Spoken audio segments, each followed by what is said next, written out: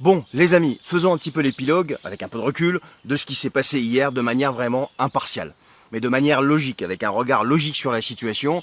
Alors hier, on a vécu quand même une journée assez exceptionnelle. Alors, exceptionnelle par rapport à ce qui s'est passé en Russie, bien sûr, mais aussi exceptionnelle par rapport au tapage et l'emballement médiatique de la propagande occidentale. Parce que c'est vraiment ça, c'est de la propagande.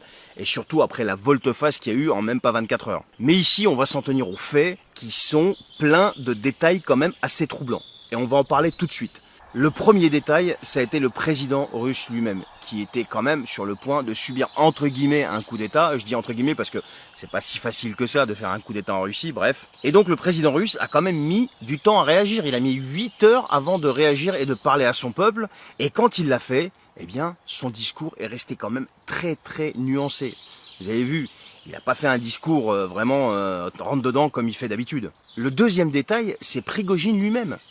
Il s'en est pris violemment à l'état-major russe, donc à Gerasimov, à Shoigu, mais jamais à Poutine lui-même. Troisième détail, c'est les troupes qui occupaient Rostov, les troupes de Wagner, ne sont pas intervenues et il n'y a pas eu un seul coup de feu de tiré dans la ville. On voyait des photos, ils étaient les mecs assis tranquilles sur des terrasses de café, quoi. Quatrième détail, aucun des généraux incriminés ne s'est exprimé, que ce soit Shoigu ou Gerasimov, mais que dalle. Au contraire, il y a d'autres généraux qu'on parlait qui n'étaient pas incriminés, eux, de la part de Prigojine. Cinquième détail, c'est Poutine lui-même qui envoie Kadyrov pour entre guillemets mater la rébellion et rien ne se passe et Kadyrov s'arrête à quelques kilomètres de la ville de Rostov. Sixièmement, un coup de fil entre Poutine et Loukachenko, le président de la Biélorussie. Et ensuite, Loukachenko appelle Prigojine et hop, la partie est terminée en moins de 24 heures. Et septième et dernier détail, c'est un des plus importants, les poursuites contre Prigojine sont abandonnées par le gouvernement russe. Donc du coup, il quitte la Russie pour la Biélorussie. Alors je sais pas, mais sans prise de parti encore une fois, quand tu vois ça, tu te poses pas des questions, sérieux? Moi il y a une question simple, c'est est-ce que cet épisode n'aurait pas été monté de toutes pièces pour tester la fidélité du commandement militaire russe et démasquer d'éventuels traîtres? Enfin je sais pas, je me pose cette question parce que tout s'est fait très rapidement, on a l'impression que ça s'est fait très facilement et en moins de 24 heures. Et pendant que tout ça se déroulait, t'avais en Occident et notamment en France toute la classe journalistique qui était, mais alors, en train de jubiler.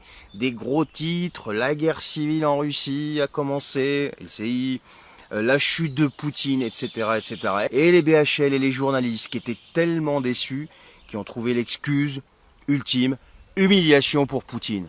Alors bien sûr, je comprends leur déception, parce que le coup d'État qu'ils espéraient tant, et dont ils parlaient depuis des mois, eh bien, n'a pas eu lieu. Et c'est là que tu vois le niveau abyssal de cette même classe journalistique française. Les mecs, ils ont cru qu'un ancien directeur du FSB, qui est au pouvoir depuis 20 ans en Russie, qui a tout consolidé au niveau de toutes les strates de son pouvoir, allait se faire balayer comme ça pourrait arriver par exemple, je sais pas, un ancien banquier, tiens. Le mec, il vient encore de réaliser un coup de maître, que les gens le veuillent ou pas. Le mec, il a réalisé un coup de maître pour identifier, neutraliser les traîtres potentiels dans son commandement militaire et dans son gouvernement. Et quand vous regardez bien, une telle opération n'a pas pu être improvisée, c'est pas possible.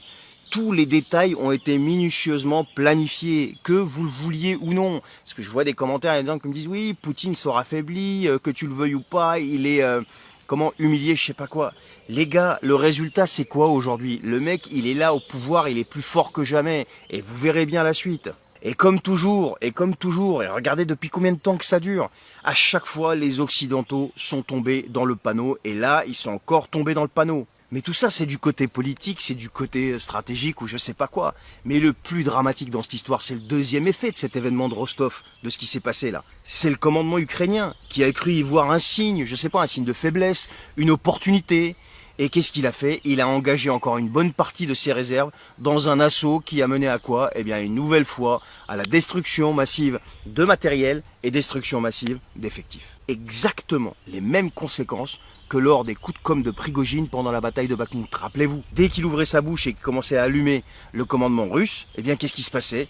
Zelensky voyait une faiblesse et il envoyait des masses et des masses de troupes. Et ça finissait à chaque fois, comme on le sait, malheureusement. Des morts, des blessés, de la destruction, dramatique, quoi. Cette guerre, c'est un jeu de dupes de part et d'autre. C'est une guerre qui est bourrée de désinformation. Et je donne raison, moi, personnellement, à Zelensky dans une seule chose, qui est que les Occidentaux sont en train de regarder cette guerre depuis le début comme une série Netflix.